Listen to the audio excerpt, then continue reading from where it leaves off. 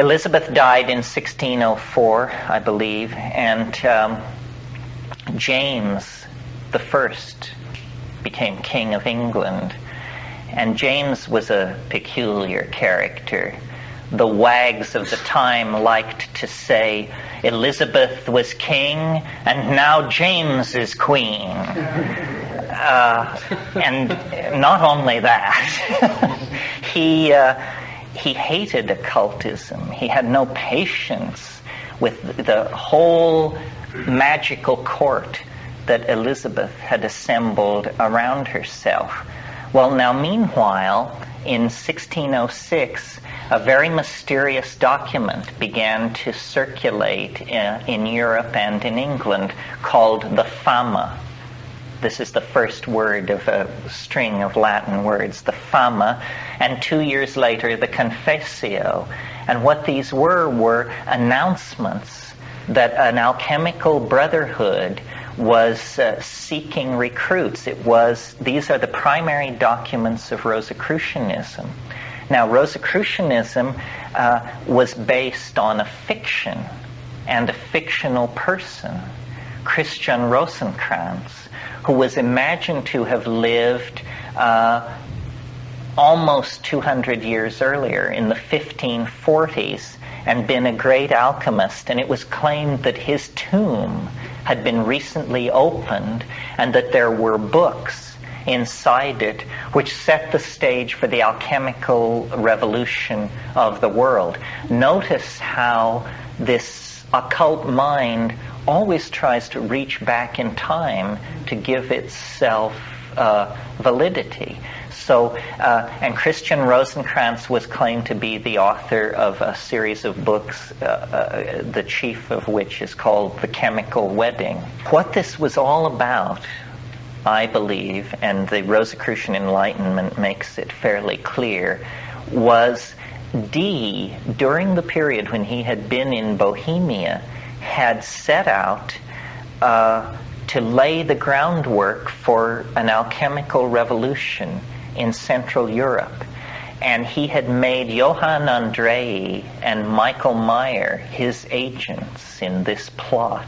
And it was a plot to meddle with European history and to turn the Protestant Reformation toward an alchemical completion. They felt that Luther and Huss and these people had only gone so far, and that the culmination of throwing off the yoke of the church would be the establishment of an alchemical kingdom in Central Europe. The target then of the attention of Michael Meyer and Johann Andrei and a number of these alchemists became the young he's called Frederick the Elector Palatine. He was a prince of the Northern League in Germany. He ruled in Heidelberg. And Heidelberg, as you know, is a 1,000-year-old university city. And I believe I mentioned that the alchemical press of Theodor de Bry was operating out of Heidelberg. Heidelberg became a magnet for all the occult thinking going on in Europe. And all the puffers and alchemists, the gold makers, the philosophers, the charlatans, they all converged on Heidelberg. And Andrei and Meyer were advisors of the young Frederick. And they steered him by a series of political manipulations, too complex to tell, toward a marriage with the daughter of James I of England, who was named Elizabeth, interestingly enough.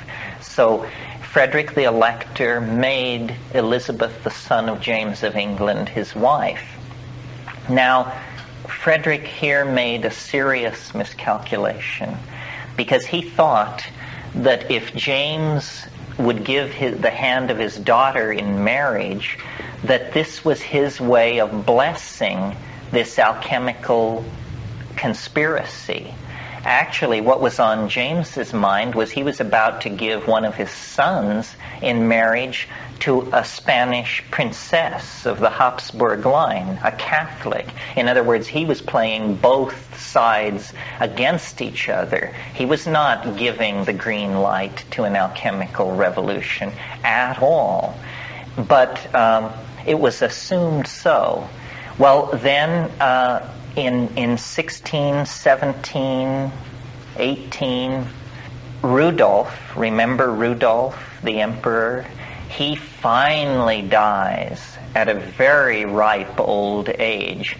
And at that time, the Protestant League, which was made up of these princes, of these small principalities scattered across Germany and Poland, they actually elected the emperor. It was not by right of primogeniture, but by election by what was called the Northern League, this group of princes. Frederick and his alchemical cohorts had done their political groundwork very, very skillfully, and they were able to engineer the election of Frederick to Emperor of the Empire. And he became Frederick the Elector Palatine of Bohemia. And this set the stage for an episode called the episode of the Winter King and Queen, one of the great, after Nicholas and Pertinel Flamel, this is one of the great romantic stories of alchemy. They moved their court from Heidelberg to Prague, and all the alchemists went with them, and they assumed that English armies would support them if there was any squawk from the Habsburgs. And the winter of 1618, they ruled there and began to lay the groundwork for the transformation of Northern Europe into an alchemical kingdom. The problem was, as I said, the faithlessness and duplicity of James I of England. He did not support them, in spite of the fact that the fate of his daughter hung in the balance. And by May of 1619, the local bishop of the Catholic Church was fully aroused, and word had been sent to Madrid, and the Habsburgs raised an army and lay siege to Prague. And in the late summer, in the midsummer of 1619, the Winter King and Queen were driven from Prague, and the city fell to Catholic forces. The alchemical presses were smashed, and Michael Meyer, who was like the prime minister of this scene, was murdered in an alley of Prague, and the entire alchemical dream went down the drain. Frederick was killed in the siege of the city, and Elizabeth escaped to The Hague, where she lived in exile for many years. Well, until recently, I thought that was the end of the story, but there is a codex that's or a coda that is amusing, if nothing else. In that Habsburgian army, there was a young soldier of fortune, only 19 years old, still wet behind the ears, knowing nothing, happily soldiering and wenching his way around Europe while he decided what to do with himself. And his name was René Descartes, a Frenchman. And Descartes, in his later years, reminisced about his period as a soldier in this army. And I like to think that it was actually Descartes who murdered Meyer. One of my ambitions is to write a play or a novel where these two confront themselves in a back alley of burning Prague and carry on a debate about the future of Europe before Michael Meyer falls to the sword of Descartes. Well, that may be apocryphal, but what is not apocryphal is that this Habsburgian army, having laid siege and destroyed the alchemical kingdom, began to retreat across Europe that fall, and by mid-September was camped near the town of Ulm in southern Germany. Now, by a strange coincidence, Ulm is the birthplace of Einstein some hundreds of years later. But on the night of September 16th, Descartes had a dream. And in this dream, an angel appeared to him. And this is documented by his own hand. And the angel said to Descartes, "The conquest of nature is to be achieved through measure and number." And that revelation lay the basis for modern science. René Descartes is the founder of the distinction between the res virens and the res extensa, the founder of modern science, the founder of the scientific method that created the philosophical engines that created the modern world. How many scientists working at their workbenches understand that an angel chartered modern science? It's the alchemical angel, which will not die. It returns again and again to guide the destinies of nations and peoples toward an unimaginable conclusion.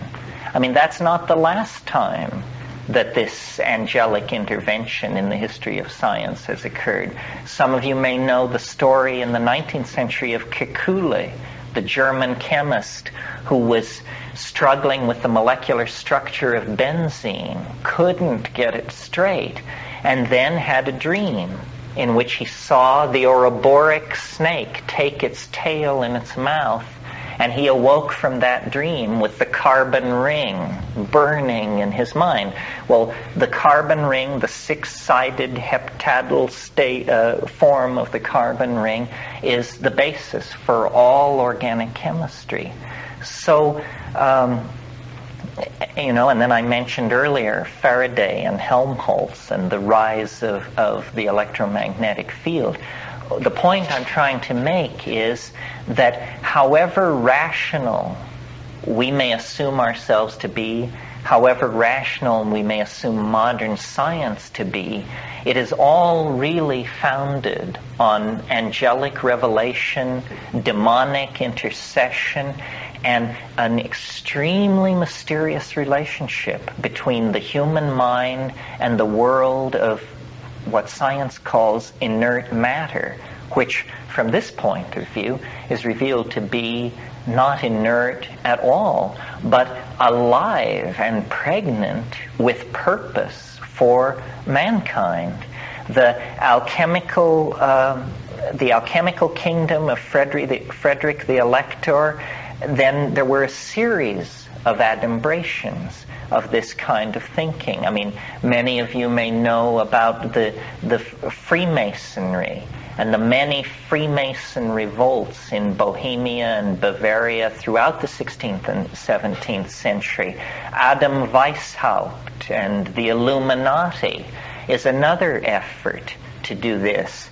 And even the Royal Society, founded by Newton and Hooke and those people, was still an effort to redeem science for the spirit. So the alchemical spirit lives on. It never really died. It's just that it has taken peculiar forms in our own day. And I mentioned, I think last night, that when you enter into nuclear chemistry, the most literal dreams of the profane side of alchemy, the transformation of lead into gold, has actually been achieved. I mean, it has no economic significance because the instrumentality to do it costs tens of millions of dollars. But nevertheless, yes, lead in our time has been changed into gold.